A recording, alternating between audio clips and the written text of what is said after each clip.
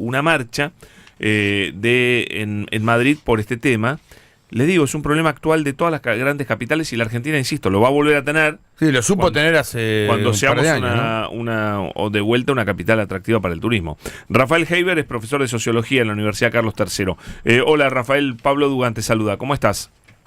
Hola Pablo, ¿qué tal? Buenas tardes, ¿qué tal? Bien, muy bien. Bueno, Rafael, gracias por atendernos. ¿Qué tan grave es el problema del Airbnb y los alquileres en Madrid?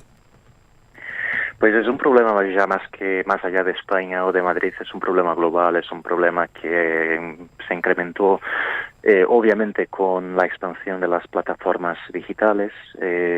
También el tema de la pandemia ha cambiado bastante la dinámica de las viviendas, del nomadismo digital, pues la reactivación del turismo ahora también pone esa situación un poco más compleja, pero es una situación que tiene ya un rastro histórico con la burbuja inmobiliaria de 2008, que afectó más bien a la gente que tenía viviendas compradas, hipotecadas, y ahora, a diferencia de aquel entonces, estamos hablando más bien de un problema de alquileres, que es un problema que no había tocado fondo en aquel entonces y ahora sí. O sea, estamos viviendo ahora un periodo en que el precio de las viviendas vuelva a equipararse con el periodo de la burbuja de 2008, pero los alquileres están muchísimo más altos. O sea, en términos de números, pasada la burbuja, consideremos un par de años o unos 4 años después de la burbuja, pues que tocó fondo el mercado, pues de aquel entonces hasta el momento, pues hemos tenido un incremento de casi 60% del precio de los alquileres y los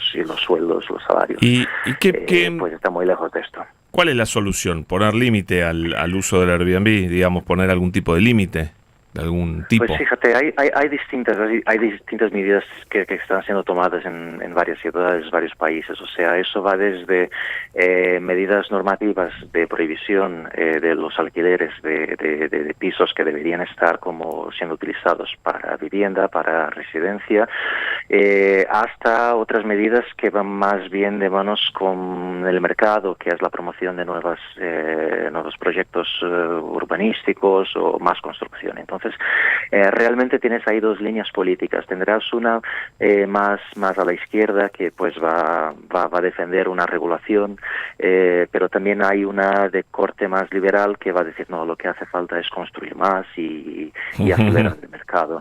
Realmente pues el problema fundamental es que tienes una manera de organizar las ciudades que no privilegia realmente la calidad de vida, y todas esas ciudades pues tienen un atractivo, pero ese atractivo depende fundamentalmente de que mantengan su esencia, y para mantener esa esencia pues es importante no solo construir nuevas viviendas en otros sitios, sino que también regular para que haya viviendas para que la gente pueda vivir y residir en estos centros. Es una cuestión compleja y es una cuestión que involucra bastante la participación ciudadana. Y es lo que hemos visto aquí en Madrid estos días. O sea, las personas quieren su ciudad. O sea, es importante tener turismo, pero no se puede dejar que la ciudad se convierta en una mercancía pura y dura. ¿Hay algún consenso o todavía está lejos el consenso sobre cuál sería la medida mejor para esto? Mira, yo creo que eso tiene mucho que ver con el momento, ¿no? El momento y también con la ciudad. Si hablamos de Madrid, hay muchas asociaciones de vecinos que definitivamente quieren la prohibición de los Airbnbs. O sea, hemos tenido ya la experiencia de Barcelona, que ha tenido un buen resultado, pero no suficiente. La cuestión es, ¿para qué quieres ese tipo de normativas? ¿Es solo para limitar el alquiler o es para mantener esa atmósfera original y auténtica de esas ciudades? Estas son preguntas importantes porque van a definir cuál es la estrategia a adoptar en cada uno de los casos. Pero sí, lo que empezaste diciendo al principio de los Airbnbs, realmente es un efecto pues brutal, pero tampoco es la primera vez que vemos ese tipo de fenómenos ocurriendo en ciudades. O sea, el centro de Madrid, por ejemplo, siempre fue un sitio que ha traído bastantes estudiantes que estaban aquí de Erasmus. Es una ciudad que seduce mucho y entonces hay ese carácter y ya la gente más anciana que vivía aquí desde entonces ya tenía esos problemas, porque es más fácil alquilar un piso a 3 estudiantes que pagan por habitación que alquilarlas a una familia. Entonces es algo que ya había ocurrido antes, pero en una escala muchísimo más manejable, y es muy distinto tener a estudiantes que tener, por ejemplo, turistas que pasan solo 3 días.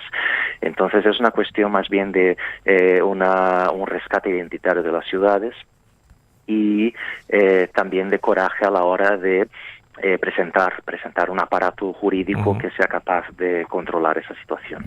Clarísimo, clarísimo, Rafael, muy amable por atendernos, muchas gracias. Gracias, Pablo. Gracias. Un gusto. Rafael Heiber es profesor de Sociología de la Universidad Carlos III, señores. Problema muy, muy complejo. Insisto, nosotros no lo tenemos porque no hay turismo, muchachos. Así se están fundiendo los que laburaban con los turistas. Es tristísimo lo que está pasando en el mercado turístico. Pero bueno, este problema por ahora no lo tenemos. Cuando vuelva el turismo, volveremos a tenerlo. 7:45. Hasta las 20. Escuchalo a Pablo en Radio 10. El lubricante